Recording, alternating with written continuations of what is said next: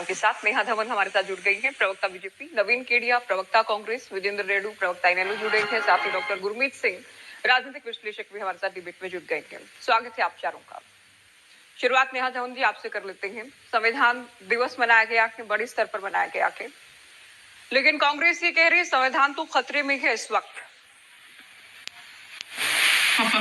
देखिए ज्योति जी, सबसे पहले तो मैं भारत देश के सभी वासियों को संविधान दिवस के उपलक्ष्य में शुभकामनाएं प्रेषित करती हूँ।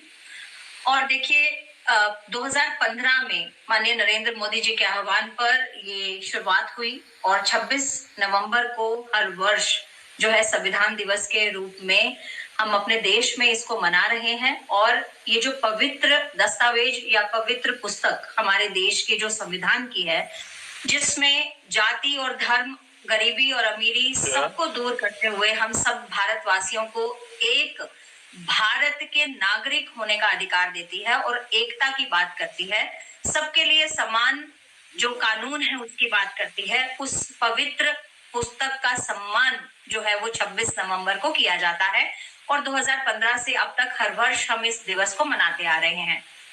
जहां तक बात है कांग्रेस की, तो मैं ज्योति जी थोड़ी सी बात से ही बहुत बड़ी बात स्पष्ट करना चाहती हूँ।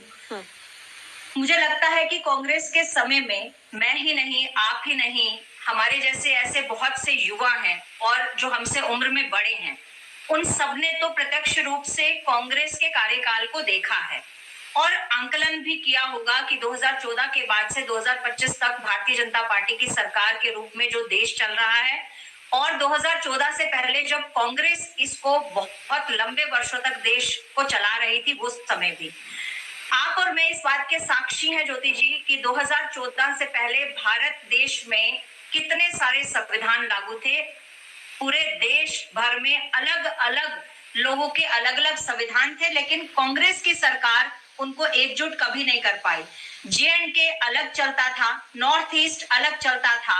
ये आज संविधान की बात कर रहे हैं या आज संविधान के प्रति सम्मान की बात कर रहे हैं, लेकिन इनको इस बात का भान नहीं है, इस बात का इनको अंदाजा नहीं है कि इनके समय में जितनी गलत ताकतें पूरे देश को तोड़ने में लगी हुई थी, कन्याकुमारी से लेकर J&K में, और चाहे वो साउथ की बात करें, चाहे हम नॉर्थ की बात करें, चाहे नॉर्थ ईस्ट की बात करें, सब तरफ से नक्सलवाद, आतंकवाद और अमीरी गरीबी के जो झगड़े थे, बिहार की बात करें, छत्तीसगढ़ की बात करें, झारखंड की बात करें, तो जो अमीरी और गरीबी और सामंतवादी जो प्रथा थी उस पर भी ये संविधान लागू करने में अक्षम थे, सक्षम नहीं थे, अक्षम थे।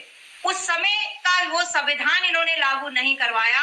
कानून में इतने सारे अमूल चूक परिवर्तन आज जो माननीय नरेंद्र मोदी जी की सरकार के समय में उनके नेतृत्व में संभव हो पाए हैं, जिनकी वजह से आज हम आतंकवादियों को आतंकवादी घोषित करने में भी अपने कानून के अनुसार जो हम संभव कर पाए हैं। इससे पहले तो वो जो है छूट जाते थे। और दूसरी बात देखिए, संविधान में आज जो परिवर्तन, पॉजिटिव परिवर्तन हुए हैं और माननीय बाबा साहेब भीमराव अंबेडकर जी के को सम्मान देने की जो बात है, चाहे वो संसद के पूरे कार्य क्षेत्र में उनकी जो है मूर्ति स्थापित करने की बात हो, उन्हें श्रद्धा सुमन अर्पित करने की बात हो, उनको गौरव देने की बात हो, ये सब संभव हो पाया तो केवल नरेंद्र मोदी जी के कार्यकाल में संभव हो पाया। और बात करते हैं कांग्रेसी, उन्होंने क्या बाबा साहेब भीमराव अंबेडकर जी को सम्मान दिया, जरा बताएं। उनको भारत रत्न की उपाधि से हमने सम्मानित किया। जो पंचभूत उनके स्थल थे, कार्यस्थल थे, उनको हमने जो है बनाया, उनको हमने पर्यटन की दृष्टि से सम्मान देते हुए उन क्षेत्रों का निर्माण करवाया। बात करते हैं कांग्रेसी, कांग्रेस के समय में बिहार में, चलिए कांग्रेस से ही बात कर लेते हैं। आपके मुताबिक 2014 से पहले संविधान जैसा देश में कुछ नहीं था, या फिर अलग अलग लोगों के लिए, अलग अलग सुबहों के लिए अलग संविधान था, ठीक है। कि तुलना करने के लिए हमें पिछली बातों का भी हवाला देना पड़ता है, और विपक्ष तो करेगा ही, क्योंकि विपक्ष को खामियां निकालनी है। मनुस्मृति की बात कर रहे हैं खड़गे साहब, नया जी RSS की बात कर रहे हैं, मनुस्मृति की बात कर रहे हैं। सरकार जो संविधान दिवस की बातें कर रही है, संविधान की बातें कर रही है, BR अम्बेडकर को सम्मान देने की बात कर रही है। मल्लिकार्जुन खड़गे के मुताबिक मजबूरी है आप लोगों के, दिल से नहीं कर रहा है। देखिए ज्योति जी, मैं थोड़ी से विस्तार से बात करूंगी और कोशिश करूंगी कि मैं अपनी जल्दी बात को समाप्त कर पाऊं।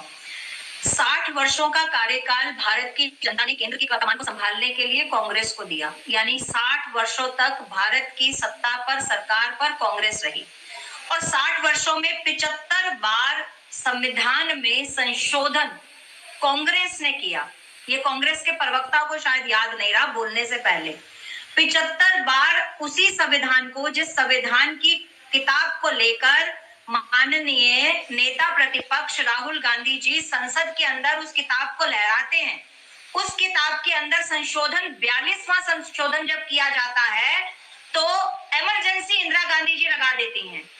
इस तरह से संविधान को तोड़ मरोड़ कर उसको इस्तेमाल कर अपने राजनीतिक एजेंडे को, अपनी राजनीतिक पृष्ठभूमि को चमकाने के लिए, सत्ता पर काबिज कर बने रहने के लिए उसमें संशोधन करके इमरजेंसी को लागू करती हैं। और माननीय बाबा साहब नेहा जी, आप क्योंकि ये तो आपको बोलना ही था, आप बोल रही है, ये आपको कांग्रेस को बोलना है। मैं जो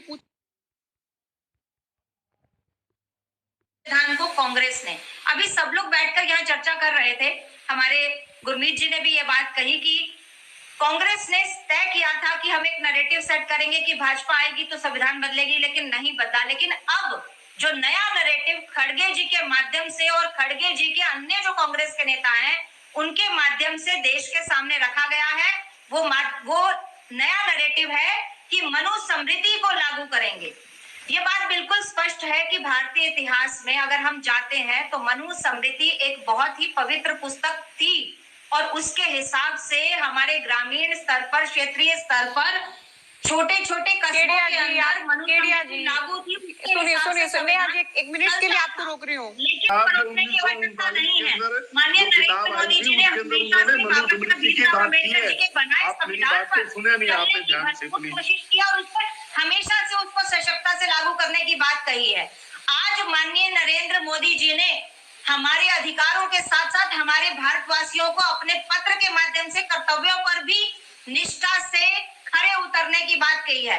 देश का कौन सा ऐसा प्रधानमंत्री कांग्रेस के समय में आया, चाहे वो इंदिरा गांधी जी हो, चाहे वो राजीव गांधी जी हो, कौन सा ऐसा प्रधानमंत्री था जिसने भारत देशवासियों को अपने कर्तव्यों पर खड़े रहने के लिए और कर्तव्यों की पालना करने के लिए इस तरह के पत्र लिखकर या किसी तरह से उनको जो मोटिवेट करने का काम किया हो। लेकिन माननीय नरेंद्र मोदी जी हैं, जिस तरह से वो भारत देश के वासियों के साथ संवाद जोड़े हुए हैं, चाहे वो युवाओं के साथ है, चाहे वो 18 वर्ष के पहले मतदाता हैं और चाहे वो हमारे देश के बुजुर्ग हैं, महिलाएं हैं, जिस तरह से संवाद एक प्रधानमंत्री का 1-to-1 चल रहा है, ये बात कांग्रेस को समझ में नहीं आ रही, ये बात कांग्रेस को पच नहीं रही है।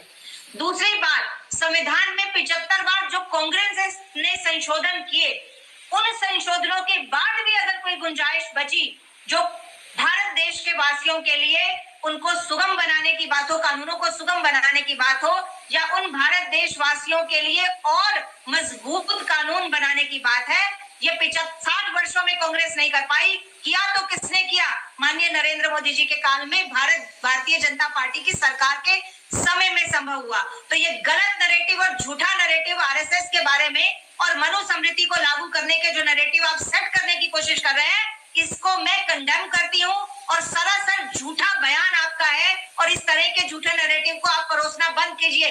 बिहार में आपको जो मुंह पर तमाचा संविधान की दृष्टि से लोगों ने अपने मत का अधिकार का प्रयोग करते हुए जो लगाया है, उसके बाद भी अगर आपकी अकल ठिकाने नहीं आती, और अभी हमारे साथी प्रवक्ता बोल रहे थे कि कांग्रेस बौखलाई हुई है, होश में नहीं है, तो बिहार की जनता का थप्पड़ खाने के बाद तो होश में आ जाना चाहिए आपको। और इस तरह के झूठे नैरेटिव वो तो जीत हार चलती रहती है।